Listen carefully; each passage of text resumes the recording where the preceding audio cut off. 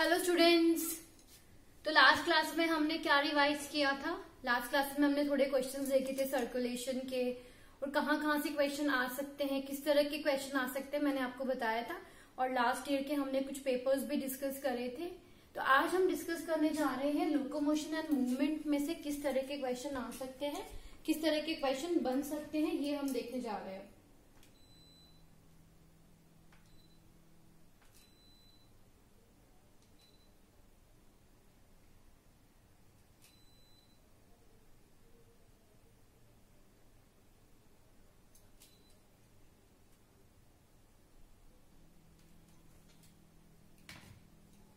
तो locomotion and movement में basically हम इसमें है क्या, इस चैप्टर के अंदर सबसे पहले तो है इसके अंदर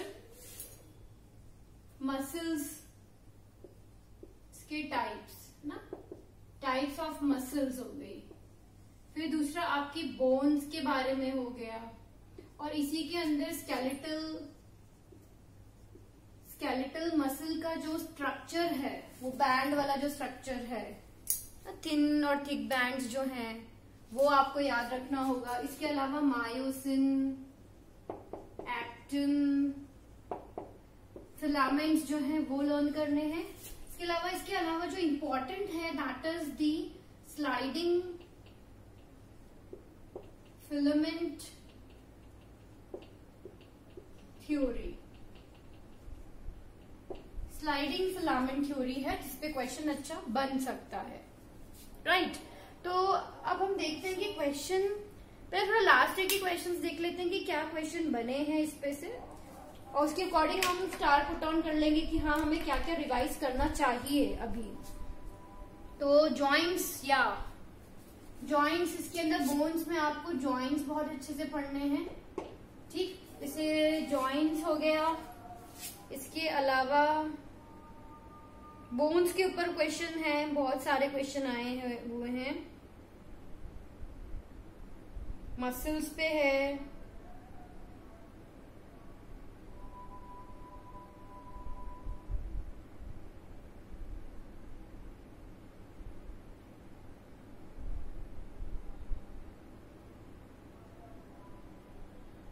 या इतने ज्यादा क्वेश्चंस नहीं है, फिर भी हम देख लेते हैं एक बार, कुछ क्वेश्चन डिस्कस करते हैं। पहले पुराने क्वेश्चन डिस्कस कर लेते हैं जो एग्जाम में आए हुए हैं।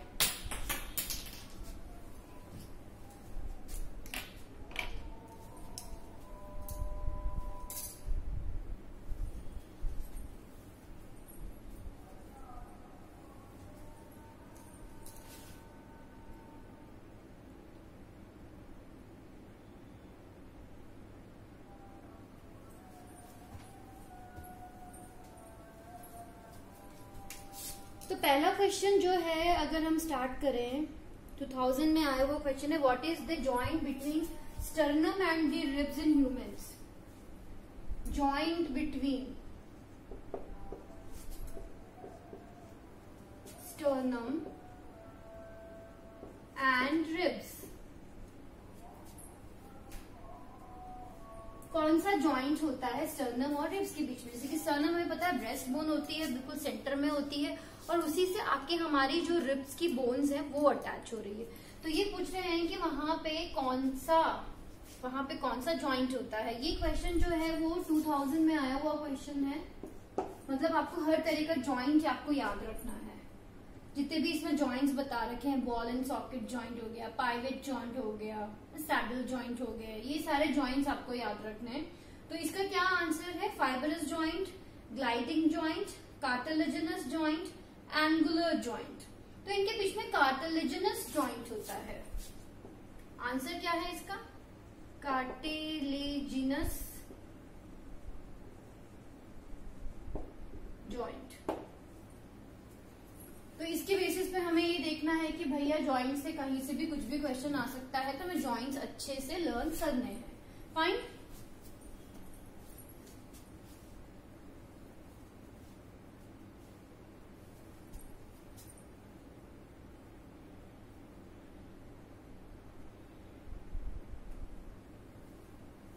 इसके अलावा जैसे कि एक मैच द कॉलम भी आया हुआ है जॉइंट्स पे।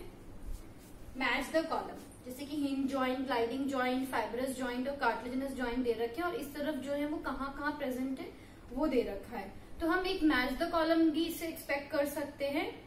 कई बार आया हुआ है मैच द कॉलम, कई बार आया हुआ है, 2011 में भी आया है, 2009 में आया है, 2012 में डिजीज के ऊपर एक मैच द कॉलम आया है, जैसे कि मस्कुलर डिस्ट्रॉफी क्या होती है, ऑस्टियोपोरोसिस, मेस्टीनिया ग्रेविस, गाउट, ये सारी बीमारियां आपके एनसीईआरटी में सबसे इस चैप्टर के सबसे लास्ट में दे रखी है, तो आप उसको अच्छे से देख लीजिएगा।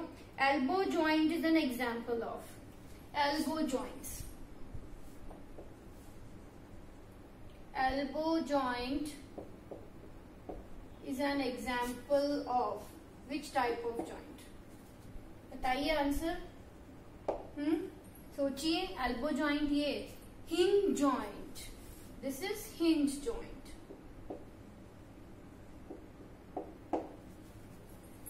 तो जॉइंट आपको बहुत अच्छे से पढ़ने हैं, जितने भी जॉइंट्स आपके दे रखे हैं आपको वो अच्छे से करने हैं। अच्छा क्वेश्चन बन सकता है, जैसे कि मैंने अभी बताया, आपको दोबारा बोल रही हूँ, मैच द कॉलम के फॉर्म में बन सकता है, मैच द कॉलम के फॉर्म में बन सकता है, ठीक है। अब एक आपको वो 3 बोन्स जरूर याद रखनी है जो हमारे ईयर ऑसिकल्स हैं। ईयर ऑसिकल्स, ईयर ऑसिकल्स कौन से हैं? Méliès, incus, steps, smallest bone. Smallest bone कौन सी? स्टेप, जो हमारे ईयर में प्रेजेंट होती है। मेलियस, इंकस, स्टेप में से स्टेप सबसे छोटी बोन होती है।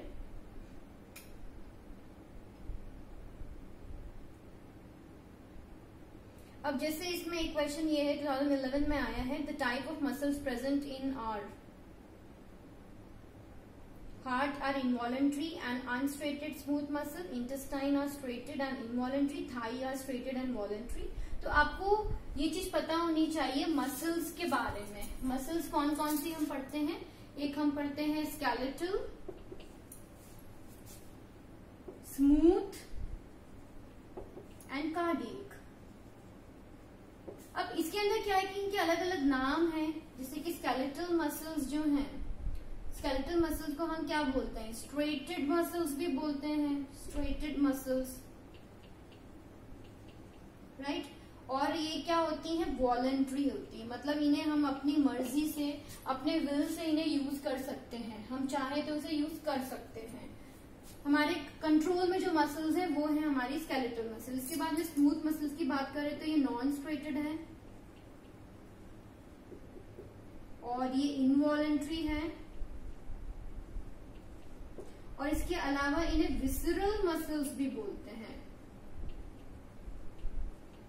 भाई विसरल मसल्स क्यों बोल रहे हैं? क्योंकि हमारे विसरल ऑर्गन्स, स्टमक हो गया, इंटेस्टाइन हो गया, उनके अंदर ये प्रेजेंट है, जिन्हें हम अपने विल से यूज नहीं कर सकते हैं कि आप चाहो तो आप अपना क्या बोलते हैं, इसोफेगस का जो मूवमेंट आप करवा लो। नहीं, ऐसे पॉसिबल नहीं है, क्योंकि वो कौन सी मसल्स हैं आपकी?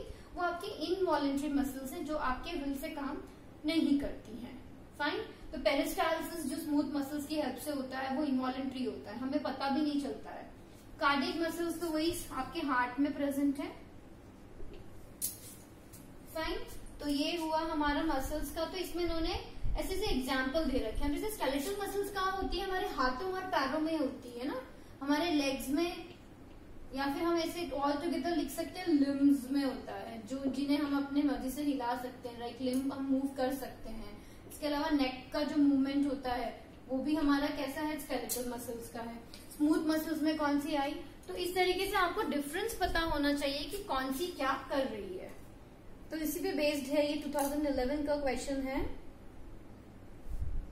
फिर AIPMT 2011 में एक और क्वेश्चन है, पेयर्स ऑफ स्केलेटल पार्ट्स और कैटेगरी दे रखी है, स्टर्नम और ribs, clavicle and glenoid cavity, humerus and ulna, malleus and stapes. तो ये क्या है? स्टर्नम और रिब्स क्या है? एक्सियल स्केलेटल में आ रहा है। क्लैविकल और ग्लेनोइड कैविटी इन्होंने पेल्विक गर्डल दे रखा है, बल्कि ये क्या होता है? ये कौन सा गर्डल है? क्लैविकल और ग्लिनॉइड कैविटी किसका पार्ट होगा? क्लैविकल एंड ग्लिनॉइड कैविटी किसका पार्ट है भाई? ये है पेक्टोरल गर्डल का भाई, पेक्टोरल गर्डल। ठीक, और इन्होंने क्या दे रखा है इसमें आगे? Pelvic girdle. जिसमें रॉन्ग वाला जो मैक्सवेल कॉलम है वो चूज करना है, जो गलत मैच कर रखा है। Humerus and ulna are appendicular skeleton. Okay, सही है। मेलिस एंड स्टेप्स क्या होती है? ईयर ऑसिकल्स होते हैं। तो ये है आपका 2011 का क्वेश्चन है, ये 2011 में आया है। तो आपको बोन्स, गर्डल्स, मतलब बोन सारी हो गई, उसी में गर्डल्स भी आ गए और उसमें जॉइंट्स आ गए। तो इनमें से आपका एक क्वेश्चन आराम से बन सकता है।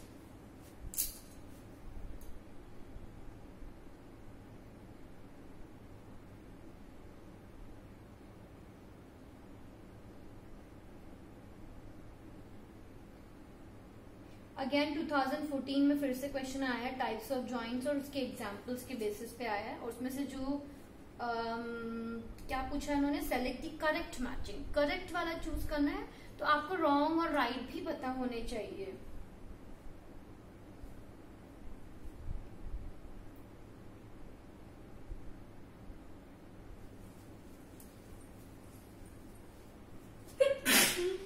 Sorry.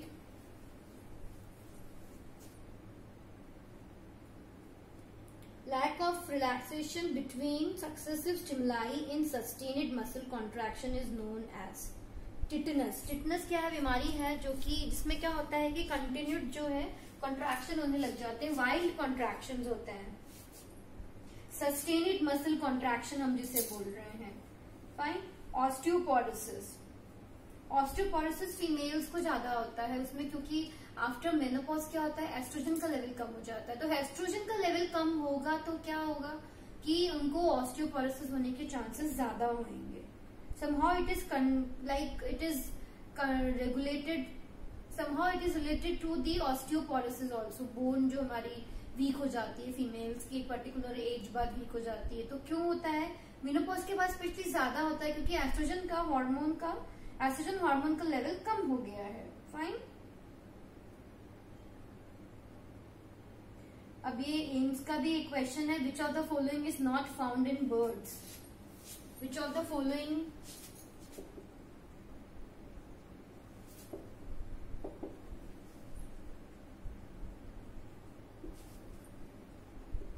is not found in birds? मतलब बोन से रिलेटेड ही है। देखो, पेक्टोरल गर्डल,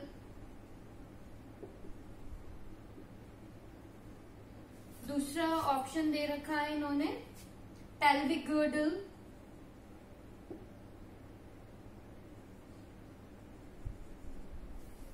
और थर्ड ऑप्शन दे रखा है इसके अंदर हिंड लिम्ब, और फोर्थ ऑप्शन दे रखा है फोर लिम्ब। राइट, ये सारे ऑप्शन। अब सोचो इसके अंदर which of the following is not found in birds? Pectoral होगा, पेल्विक गर्डल भी होगा, हाइंड लिम्स होते हैं जिससे वो पर्चिंग और टहनी को पकड़ के बैठ जाती हैं, चलती हैं, जिससे होपिंग करती हैं। फाइन। तो फोर लिम्ब नहीं होता इनमें। इनका फोर लिम्ब किसमें मॉडिफाई हो रखा है? Fore limb modified into wings. तो they do not have what? Not पूछा है। और हमेशा क्वेश्चन करते हुए ध्यान रखना है कि भाई क्या पूछा है, इनकरेक्ट पूछा है, करेक्ट पूछा है, नॉट पूछा है कि प्रेजेंट पूछा है। ठीक है, तो आपको ये देख के आंसर करना होगा। राइट।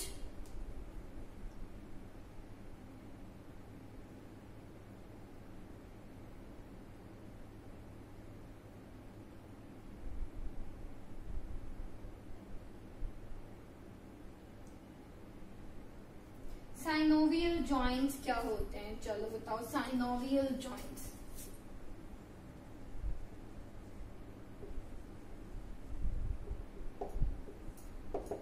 बताओ, सोचो एक बार, तो खुद से रिप्लाई दो अपने आप को। साइनोवियल जॉइंट्स क्या होते हैं? साइनोवियल जॉइंट हम किसे बोलते हैं? ये टर्म हमने किससे लिया है? हमारी जो मूवेबल जो जॉइंट्स होते हैं उनके अंदर एक फ्लूइड होता है जिसे हम बोलते हैं साइनोवियल फ्लूइड।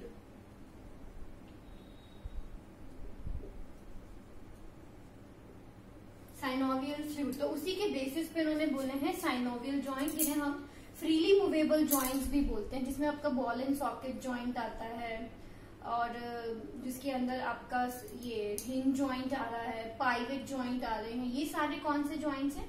साइनोवियल जॉइंट्स है, जिसका नाम क्यों लिया गया है? साइनोवियल फ्लूइड से ये नाम लिया गया है। ठीक, हम थोड़े से और क्वेश्चंस देखते हैं।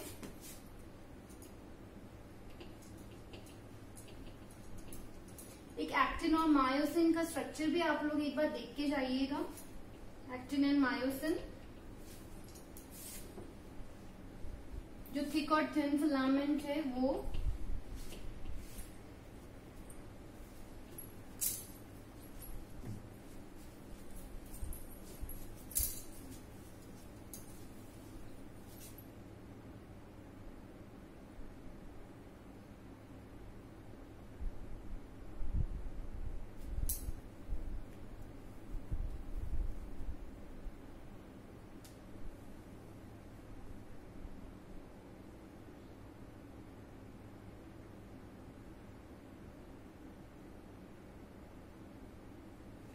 नए क्वेश्चन कर लेते हैं। बाकी एग्जाम से रिलेटेड तो मैंने आपको बता दिए बच्चों।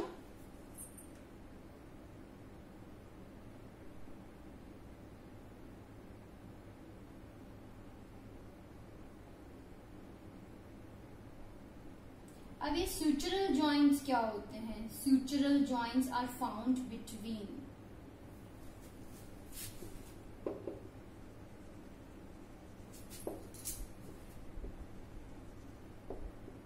ये sutural joints क्या होते हैं? ये कहाँ पाए जाते हैं? हमारे स्कल में, पेराइटल्स ऑफ स्कल, पेराइटल्स ऑफ स्कल। हम स्कल का डायग्राम देखते हैं तो इसमें ऐसे स्यूचर्स बने रहते हैं, ऐसा लगता है कि स्टिच कर रखा है। तो इसको, ये वैसे होते क्या है? ये फिक्स्ड जॉइंट होते हैं, ये बिल्कुल मूव नहीं करते हैं, तो इनको हम स्यूचरल जॉइंट्स भी बोलते हैं। ठीक है, आप याद रखिएगा।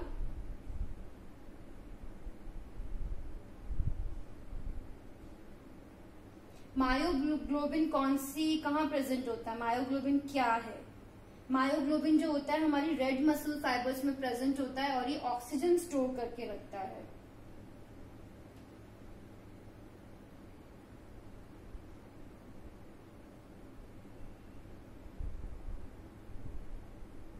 नंबर ऑफ बोन्स याद रखिए, जैसे कि वर्टिब्रल कॉलम में 33 बता रखी है इन्होंने। ठीक है, उन्होंने जो लास्ट वाली बोन्स हैं उनको और एक्सपैंड करके बता रखा है।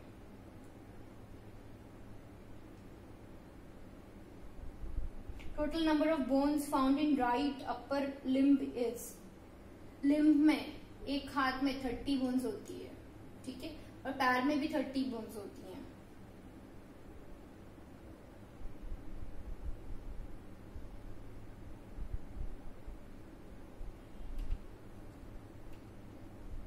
अच्छा, मसल फैटीग जो होता है, मसल फैटीग क्या होता है, किस वजह से होता है, पूछा इसमें क्वेश्चन में। Muscle fatigue is due to, तो ऑप्शंस देखते हैं इसके अंदर, ये तो आप बता दोगे आराम से। Sodium, potassium, lactic acid and citric acid. Yes, lactic acid, of course lactic acid है आंसर, सोडियम पोटेशियम नहीं है भैया आंसर इसका। लैक्टिक एसिड, आपको पता है कि जो हमारी स्केलेटल मसल्स होती हैं, जब ऑक्सीजन की कमी होने लग जाती है, जैसे हम बहुत ज्यादा विगरसली भाग रहे हैं या बहुत विगरस एक्सरसाइज कर रहे हैं, तो ऑक्सीजन अवेलेबल नहीं हो पाती है पैरों तक, तो उस दौरान क्या होता है कि ग्लूकोज की जगह, ग्लूकोज मतलब हमारा जो ऑक्सीडाइज होके किसमें कन्वर्ट हो जाता है? Lactic acid. ऑल्दो उसको CO2 वाटर में कन्वर्ट होना चाहिए था, तो यहाँ पे क्या हुआ? इनकम्प्लीट ऑक्सीडेशन हुआ है ग्लूकोज का और लैक्टिक एसिड प्रोड्यूस हुआ है। ये लैक्टिक एसिड जो है हमारे लेग्स में एक्यूमुलेट हो जाता है। एक्यूमुलेट होने की वजह से ही वो क्या होता है? पेन होता है, जिसे हम क्रैम्प्स बोलते हैं, मसल क्रैम्प्स बोल रहे हैं, मसल फैटिग, और इससे हमारे पैर थक जाते हैं। उसके बाद में क्या होता है, जब हम नॉर्मल हो जाते हैं तो ये लैक्टिक एसिड किस में कन्वर्ट हो जाता है, ये ग्लाइकोजन में कन्वर्ट होता है और लिवर में स्टोर हो जाता है। इसके कन्वर्जन की एक साइकिल है जिसको हम बोलते हैं कोरी साइकिल। ऐसे ही बता दूं भाई, एनसीईआरटी में नहीं है, just for an extra knowledge.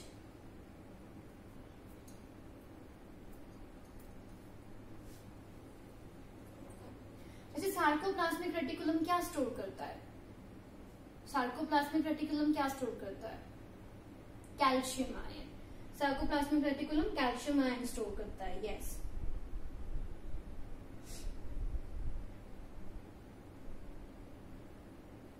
जो स्लाइडिंग फिलामेंट थ्योरी है उसमें थिन जो फिलामेंट्स होते हैं वो थिक के ऊपर ओवरलैप करते हैं, ठीक है।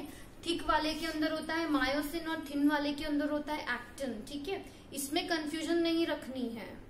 एम से मायोसिन, एम से मोटा, मोटा वाला जो फिलामेंट है उसमें मायोसिन, ठीक। पतला वाला जो है वो एक्टिन। एक याद रखोगे, दूसरा अपने आप याद रहेगा।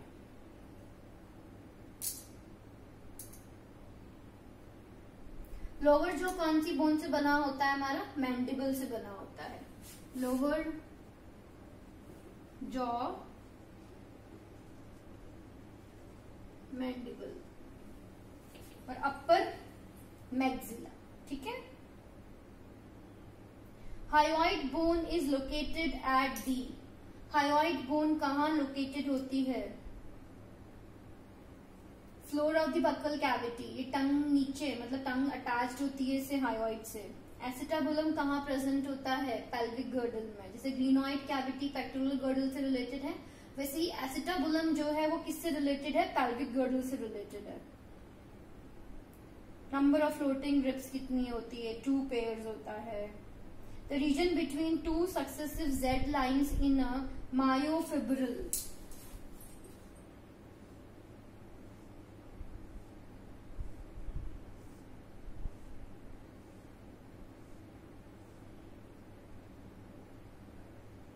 इसके बीच में ये थिक वाला,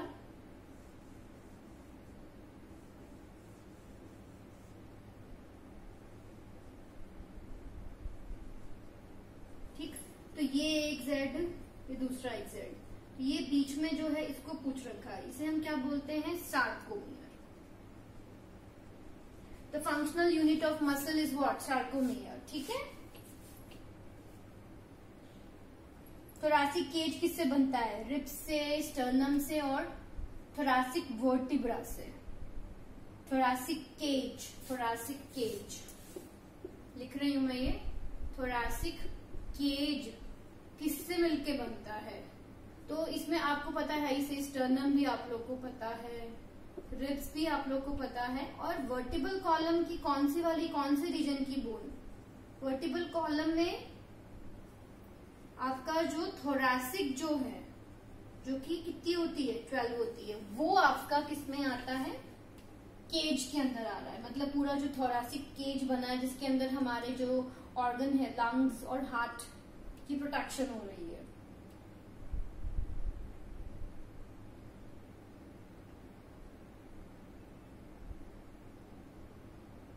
जो आपकी एनसीईआरटी में स्लाइडिंग फिलामेंट थ्योरी दे रखी है वो क्या एक्सप्लेन कर रही है, it is actually explaining the contraction of striated muscles, ठीक है।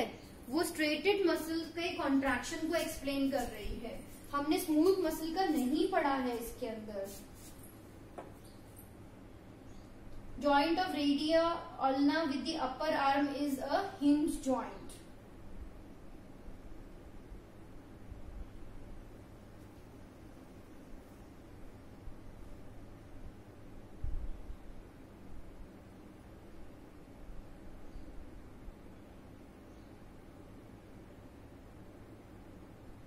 सारे बहुत सारे जॉइंट्स पे बहुत अच्छे क्वेश्चन बन सकते हैं, आप लोग जॉइंट्स याद करके रखो।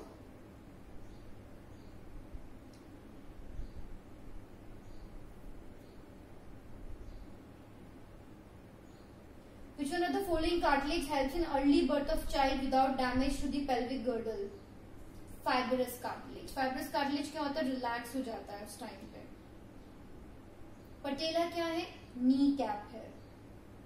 अपेंडिकुलर स्केलेटल सिस्टम में क्या क्या आता है, जैसे हम डिवाइड नहीं करते हैं, हम बोन्स को डिवाइड करते हैं इसमें एक्सियल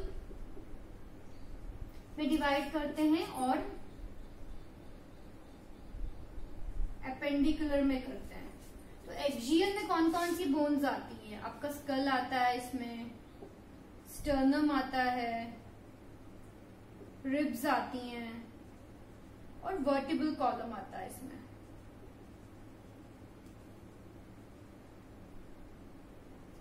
और अपेंडिकुलर में क्या आता है? गर्डल्स एंड लिम्स आते हैं इसके अंदर। तो गर्डल्स की बात करें तो गर्डल्स में आपका शोल्डर वाला हो गया पेक्टोरल, और जो आपका नीचे वाला है जो हिप वाला जो है उसे हम बोलते हैं पेल्विक गर्डल। पेल्विक गर्डल की हेल्प से ही हम बैठने में हमें हेल्प मिलती है। ठीक, लिम्स आपको याद रखने हैं, नेम्स भी याद रखो, रेडियस, अल्ना जो भी है, ह्यूमरस हो गई ये, ठीक, और फैलेंजेस हम फिंगर्स को बोलते हैं। तो ऐसे याद रखने हैं सारे नेम्स जो आपके एनसीईआरटी में गिवन है। जो डायग्राम गिवन है एनसीईआरटी के अंदर स्कल का, उसमें जो फेशियल बोन्स बता रखी है आपको वो भी लर्न करनी है। तो इसके अंदर मैंने आपको बता दिया है। क्वेश्चंस आप लोग कीजिए, इतने ज्यादा क्वेश्चंस नहीं आते हैं इसमें से। एक्सेल बायोलॉजी में से बहुत क्वेश्चन आते हैं, बायोलॉजिकल क्लासिफिकेशन जो आपको बॉटनी के 2 चैप्टर्स है इनमें से बहुत क्वेश्चन आते हैं।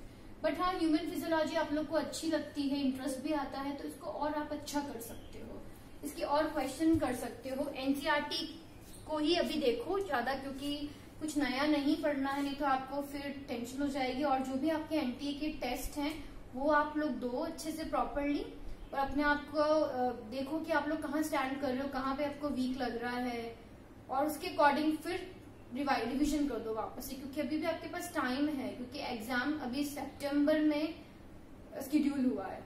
ठीक, तो अभी पूरा आपके पास में अगस्त है पूरा, राइट।